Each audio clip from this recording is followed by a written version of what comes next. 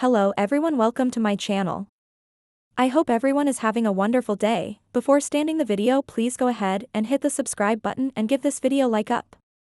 In the high-stakes world of the young and the restless, where ambition knows no bounds and love is both weapon and weakness, one woman is ready to ignite a firestorm of chaos, and her name is Audra Charles. Once poised, professional, and dangerous in stilettos, Audra has found herself on the outside looking in.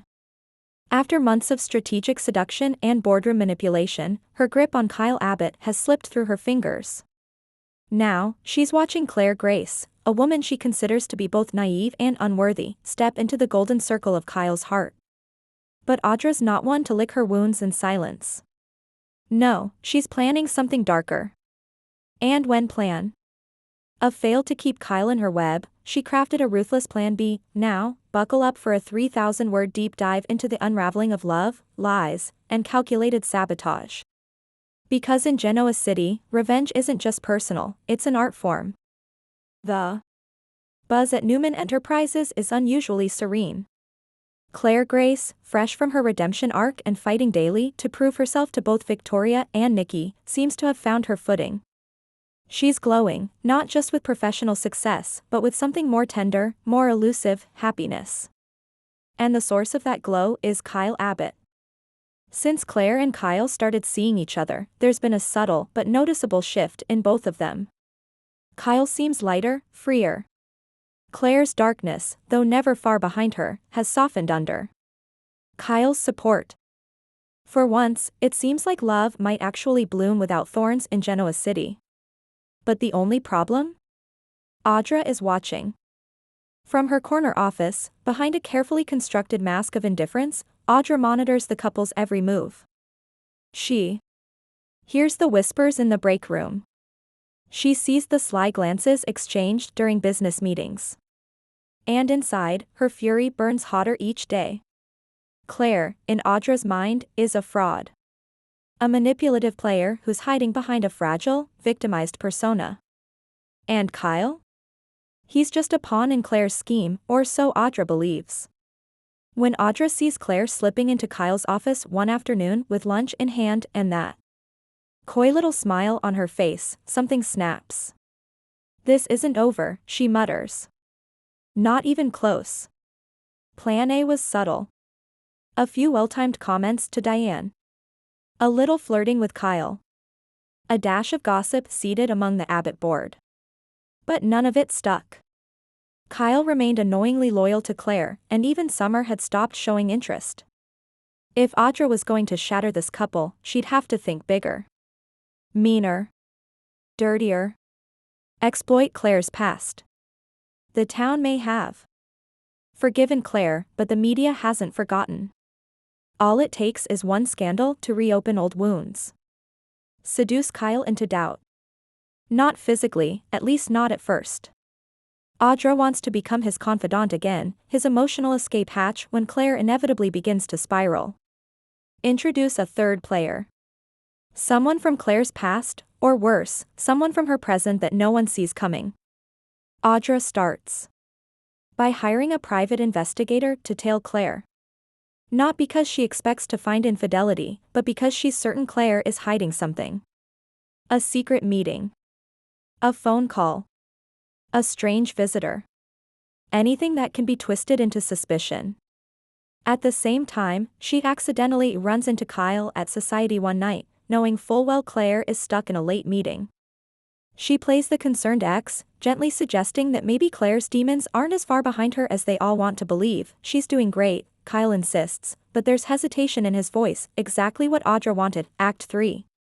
Twisting the knife, the PI delivers a photo of Claire handing an envelope to a mysterious man near Chancellor Park. Another of her hugging a woman with a blurred face outside an old motel. Audra doesn't care who they are, only how she can use it. She leaks one of the photos to a small online gossip site under an anonymous tip, attaching a salacious headline, Claire Grace, from kidnapper to corporate snake? Secret meetings raise eyebrows. The article doesn't go viral, but it gains traction. Enough to make Kyle pause. Enough to make Nikki Newman furious. Within a day, Claire is called into a brief meeting with Nikki and Victor. They don't Accuse her directly, but the undertone is clear. If she has anything to hide, now is the time to confess. Claire's confidence begins to crack. To make matters worse, Kyle's demeanor has changed. He doesn't pull away physically, but there's distance in his eyes. And that's all. Audra needs to wedge herself in deeper. One evening, Audra shows up at Kyle's hotel suite under the guise of discussing a business proposal. She brings wine.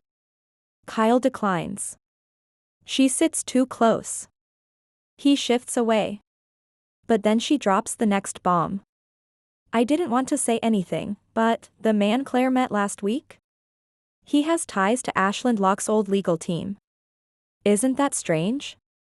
Claire had told him the man was just an old friend helping her navigate the complexities of post-prison life. But now he doesn't know what to think. Claire senses the shift. Not just with Kyle, but with everyone around her. Victoria is suddenly cold. Nate avoids eye contact. Even Johnny and Katie, who had started warming up to their cousin, seem hesitant. The final straw comes when she walks into society and overhears two women whispering her name. Didn't she fake her death or something? Why is she even working at Newman? Claire realizes she's under attack, but doesn't know who's pulling the strings. That is, until she runs into Audra. Something about the smirk. The satisfied glint in her eyes. Claire's instincts kick in. You had something to do with this, Claire says softly. Didn't you? Audra leans in. With a practiced look of innocence. I don't know what you're talking about. But if I were you, I'd start telling Kyle the truth. Before someone else does. That night, Claire tells Kyle everything. The man from Chancellor Park is her halfway house counselor. The woman from the motel is her sponsor. The envelope contained paperwork for her restitution payments. She's not hiding. She's healing. But the damage has been done. Kyle listens, but doubt still lingers. And Audra? She's watching it all unfold, sipping champagne in her suite, humming to herself as Genoa City begins to fracture. Claire is no fool. She spent her entire adolescence surviving horrors few could imagine. And while she may be new to the game, she's learning fast. With help from Adam Newman, who knows a thing or two about reputation sabotage, Claire begins her own investigation. It doesn't take long to trace the source of the article, or the fact that the journalist behind it was once on Audra's PR payroll. Claire confronts Audra, but this time, she records the entire interaction. Her voice is calm, but deadly. You want Kyle? Fine. But you're not going to destroy me to get him. Audra laughs. Sweetheart, you already destroyed yourself. I just turned up the volume. Claire smirks. Then let's see what happens when I play your tune in public. The next morning, Claire leaks the audio. Within hours, Audra is summoned to Newman Media's top floor for a discussion about professionalism and ethics. Victor is unimpressed. Nikki is livid. Even Nate begins to question whether Audra is too much of a liability. And Kyle? He finally sees the full picture. That night, he finds Claire at Crimson Lights. I should have believed you, he says. You wanted to, Claire replies, but Audra made sure you couldn't. Audra doesn't go down without a fight. She uses every connection she has to spin the story, paint Claire as vindictive, emotional, unstable. But the tides are turning. Tucker McCall, always drawn to chaos, sees an opportunity in Audra's fall from grace and pulls her back into his orbit, this time with one condition: you work for me, not yourself. Claire and Kyle begin rebuilding trust, stronger than before, bound not just by romance but by the crucible of shared enemies. And Genoa City? It watches from the sidelines, already anticipating the next twist. Weeks later, Audra stands on the balcony of her new apartment, overlooking the city. She sips her wine, phone in hand, scrolling through an anonymous email she just received. Attached, a video of Kyle arguing with Summer, passionately, emotionally, and far too intimately for an ex-husband and ex-wife. In Genoa City, no love story is safe, no alliance permanent, and no enemy ever truly defeated. As Audra schemes, Claire evolves, and Kyle struggles to keep his heart intact, one thing is clear: the young and the restless is about to turn up the heat like never before.